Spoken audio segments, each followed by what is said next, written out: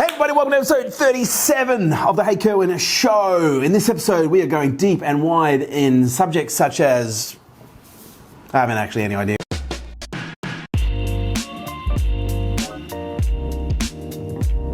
This is going to be a good episode.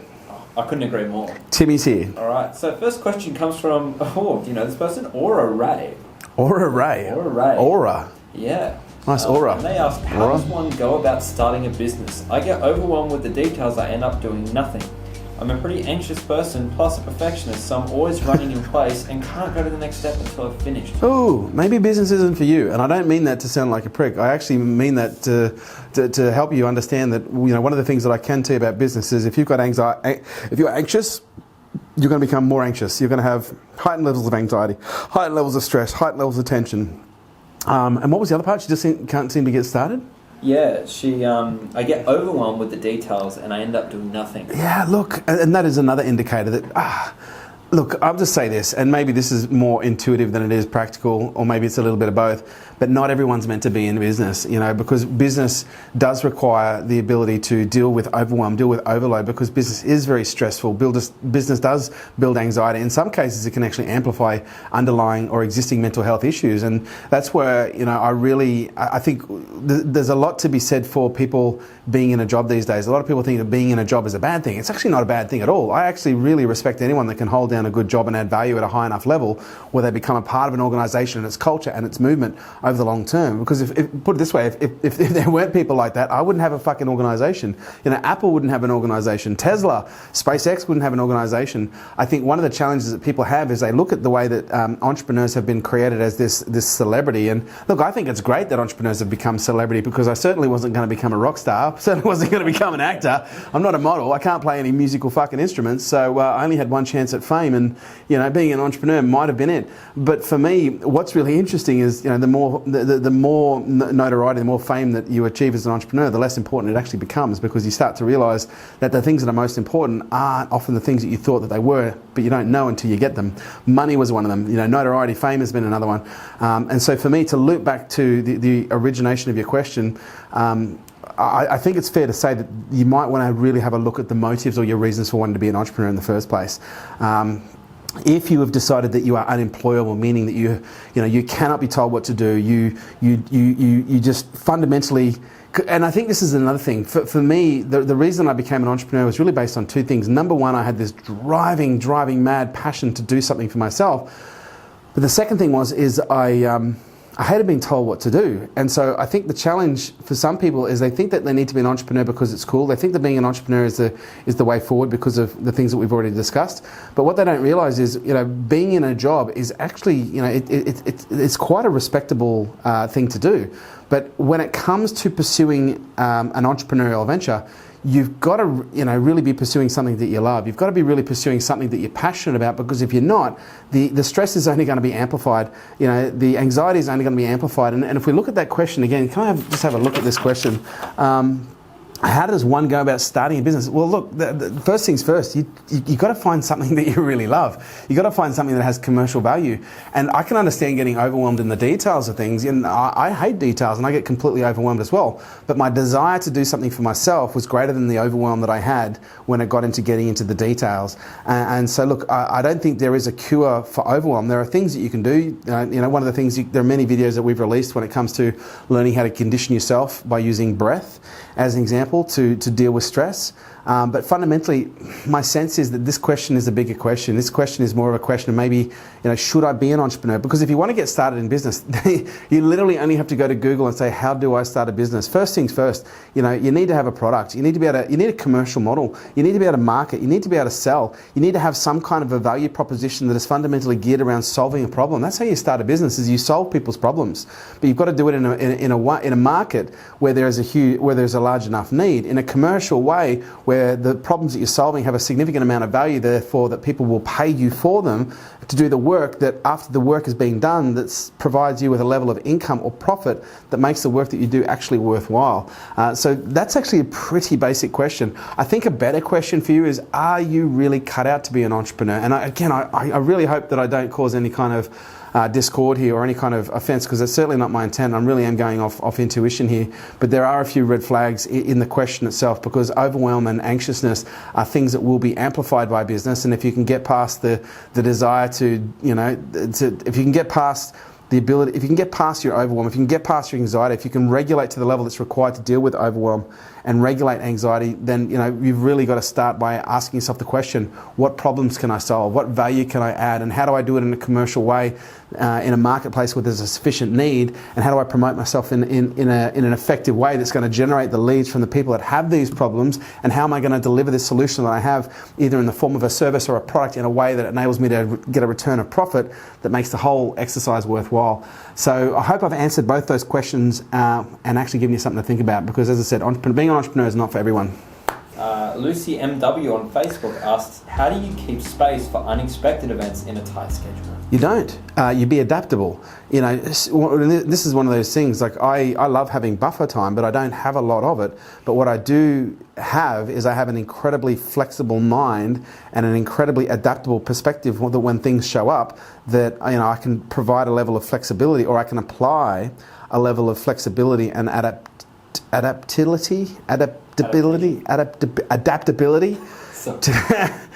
to the situation to be able to get things done. Because look, there's always going to be situations where things pop up that are completely unexpected, and when they do, you've got to be able to deal with them in some cases in an effective and efficient time frame, depending on the level of importance or urgency that thing represents. So my schedule is back to back. It is tight as a fish's ass, and that thing is waterproof. But at the same time, as tight as what it is, there is always the flexibility there should something pop up that needs my attention. Does it create its own set of flow-on problems? Yeah, it does. But that's life. You just deal with it. And that, by the way, is what being an entrepreneur is all about, is being able to solve problems and adapt to the situations you're in, and showing massive flexibility and understanding one of the most consistent themes in business is change. And 9 out of 10 times when you least expect it nor want it. Do you like my yellow water bottle? It's not even yellow, it is fluorescent. Okay. What is the best way, tool, or exercise to change your mindset? The best one is recoding, self-suggestion, auto-suggestion, repatterning, and understanding that your psychology is nothing more than a product of the suggestions and the stories that you've been told, that your brain has hung on to, put onto autopilot and repeated repetitiously in a way that have formed the second layer of psychology, which is a set of beliefs, which determines then the way that you filter more incoming information messaging, which then determines your motives or your value systems, which determine the motives, your reasons to do things and the reasons not to do things, which then when you combine the coding system, which is the stories, with the belief systems, which become your filters, which the value systems or your value sets, which become your motives, when you combine those three things together, you have your identity. That in itself is a psychology. The fastest way, tool, mechanism to change any mindset or psychology is to start inputting new information, is to start inputting new suggestions, literally start telling yourself different stories. I call them the commandments. Like literally start deciding and defining deliberately and consciously the suggestions that you want to give yourself on a repetitious and repeated basis, whereby the consequence of that suggestion coming true will create a behavior that will produce a natural consequence, which is what you want. For me, if you're wanting a natural consequence to be able to remember things, then you need to have a suggestion that will support that. So for example, after I had my stroke, my memory was compromised for a significant period of time. Well, actually no, for a short period of time. But the way that I rehabilitated my memory was by using suggestion. And so I'd say to myself, I have a photographic memory. Everything I see, hear, smell, taste and touch, I recall with crystal clear accuracy. When I first got into business, I'd say things like I'm a master of sales and persuasion. When I really sat down and got conscious with it, I said that I asked that I am guided to understand the infinite psychological and metaphysical process of transformation, not just understanding and application within myself, but also its understanding and its application and its teaching to others. I asked that I be receptive to my own love, divine and guidance. I asked that I be present each and every moment in situations, see the experience and the equanimity of love all around me. I asked that my path always be clear and my heart and my mind always be open. I asked that I remain humbled in the absolute magnificence of the divine order that surrounds me and my fellow man. And that's an example. That's half of my... Should I keep going? Should I read the rest of the purpose? I asked that my spirit be open to receive all the spiritual material gifts that a life of a higher consciousness continually attracts. I ask that I be privileged to share my message of love in 196 countries around the planet, and that my legacy and my message of love transcends my life and the lives of trillions of people and conscious beings to come. I ask that I be privileged to consciously hear trillions of people through my shared knowledge and my shared gift. This is my creed, this is my quest, it is done. Now, I came up with that creed for twofold. Number one, I wanted to define my life, but at the second time I wanted to create a set of suggestions whereby if they came true, as a natural consequence, I achieved everything that I want. So for me, I think one of the things that prevents people from getting what it is that they want is they don't consciously choose the programming that they have inside their computer, inside their operating system. So as a result, they're producing behaviors that in some cases leave them wondering, why did I do that, Timmy? I just did this, I just said that, I didn't do this, I should have done that, and I'm curious, why? But those questions can be answered really when you start becoming more conscious and you switch the lights on, you start paying attention to the language that you use internally. Napoleon Hill in his book Think and Grow Rich, he called it auto-suggestion. And that is where you become consciously and acutely aware of the suggestions that you are saying to yourself on a moment-to-moment basis to start deliberately choosing and consciously and deliberately choosing the things that you want to say to produce the behavior that you want to demonstrate.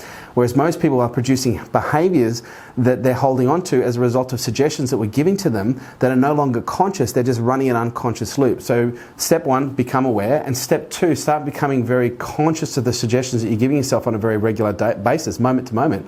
But step three, if you want to become elite, start defining and writing down the suggestions that you want to create as a manifestation in reality. And the next step would be then just keep repeating them on a repetitious basis, repeatedly over and over and over and over and over and over and over until it gets a level of stickiness and momentum that it just creates a life of its own. And that just becomes your programming. And as a result, your behavior naturally changes.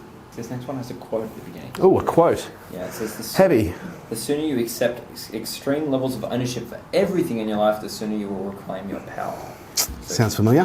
How do you own the responsibility with something you don't think is your fault? See, I think ownership and responsibility are similar, but they're different. Ownership is your ability to own a situation, outcome, or an event. Responsibility is really the second part, because you can own a situation, but it's your responsibility that really matters, because owning a situation is really maybe 5% of the scenario. Because to me, owning something is quite easy, and for some people it's mental masturbation. They own things to stop the fight. Well, okay, I'm wrong, I apologize. Okay, I'm wrong, I apologize. And some people will say that in a situation to diffuse the conflict, to create harmony. But the reason that the conflict will perhaps repattern or reignite, down the path, or in other conversations around the same thing, is because the responsibility of the individual hasn't got to a level where they're responding in different ways. Your responsibility is your ability to respond differently to the situations that don't go your way. Owning the situation is one thing, but your ability to respond differently is going to determine if you produce a different result. But regardless of what you produce, responsibility and ownership is required, because there are going to be situations and times where people do, or people say, or people don't do, or people don't say the things that you want, and you're going to want to feel a level of opportunity or entitlement to actually blame them. But what we've got to understand, and this is the key here, is when we blame others, we literally give power for creation, or power for feeling over to other people. Because, if we blame someone for the way that you said this and it made me sad, that's an enormous amount of power to give to any individual. People say things, and they go, well, it wasn't my fault, they said it. Well, yeah, anyone should be able to say anything to you, but it's your ability to respond to the way that they say that determines what it actually means.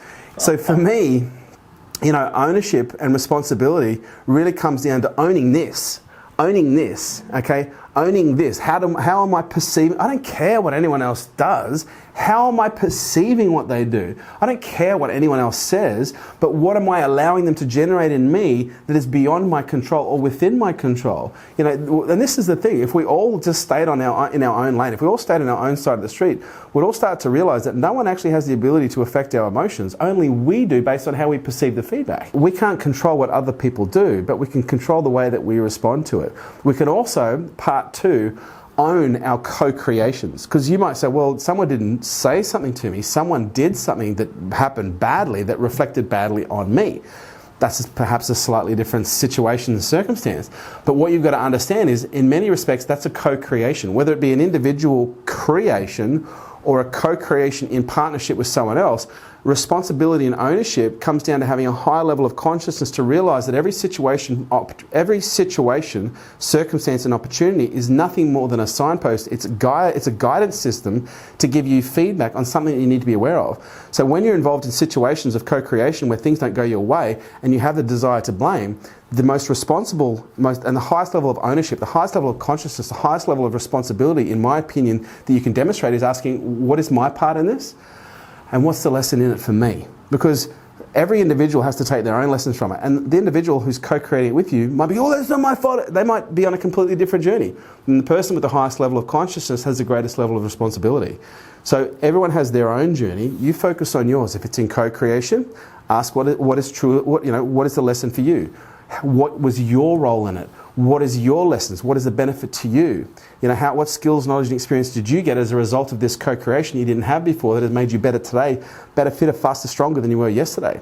If it's singular creation, if it's something you created, again, start owning the situation and the circumstance. If it's emotional based on stimulus around you that you're responding in a way that is perhaps negative, start looking at your responsibility or ability to respond differently so that you're not just repeating old patterns based on old buttons that perhaps someone else programmed in you that aren't even yours in the first place. See, if you don't have any buttons, if you've got no triggers, and if you've got no buttons to push or triggers to pull, dude, you are powerful. No one can ever manipulate or control you emotionally because you just don't respond. That's the greatest level of responsibility. And that, ladies and gentlemen, is episode 37 of the Hey Kerwin show. So, question of the day. We should have a question of the day. Actually, for any of your hashtag Hey Kerwin questions, Twitter, Facebook, Instagram, Snapchat, LinkedIn, get your questions in, whatever you want to know. I'll be more than happy to answer them. But the question of the day is, when you are in an emotionally volatile situation, or if you're in a tough situation and you need to turn your mindset around, what is your go-to hack to get your mind straight, to get yourself out of a bender, to get yourself on the straight and narrow when things are going pear-shaped? How do you draw a straight line when you've got a wiggly curve coming at you? What do you do to reset the button when shit is going sideways? I'm curious to know. Answer below. Say hi to Emma for me.